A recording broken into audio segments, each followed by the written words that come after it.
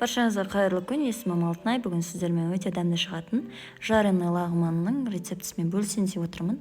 Ол үшін міндетті түрде видеоны соңына дейін қарап, каналыма тіркеліп, жанындағы қоңырау белгісін міндетті түрде басып қойыңыздар. Ең алдымен етті жіңішке түрде видеода көрсетілгендей етіп турап аламыз.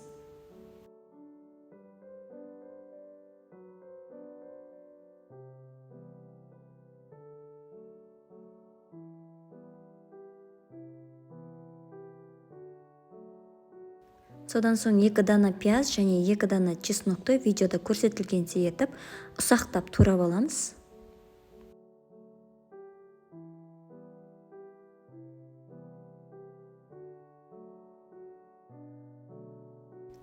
Содан соң корей капустасын осылай қатты жерін бөліп алып аламыз және оны осылай төрт-бұрышты етіп тураймыз.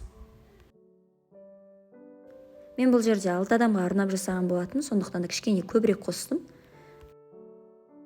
Үйде жасап көруге сіздерге де кеңес беремін. Өте дәмді, бір жасағаннан ақ керемет болып шығады.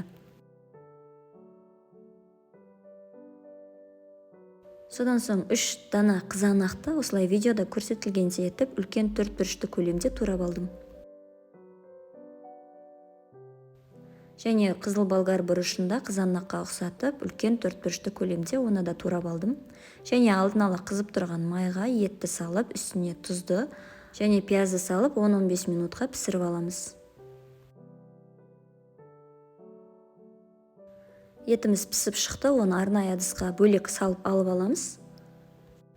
40 қабатты, яғни капустаны да осылай салып, бір қуырып алғаннан кейін оның үстіне қызыл және жасыл болгар бұрышын салып, оның үстіне помидорды салып 5 минутқа қуырып бір шетке алып қоямыз.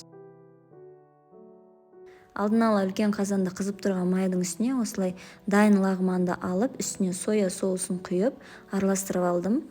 Лағманды үйден өздеріңіз соссаңыздар да болады. Мен дайын лағманды сатып алдым. Лағманды жақсылап араластырып болғаннан кейін оның үстіне қуырылған етті және көкөністерімізді салып, тағы да жақсылап араластырып 10 минутқа қойып қоямыз. Қуырылған лағманымыз дайын болды. Егер де рецепт ұнап жатса, каналыма тіркеліп, лайк басып, комментарий қалдыра кетіңіздер. Барлықтарыңызға ас болсын.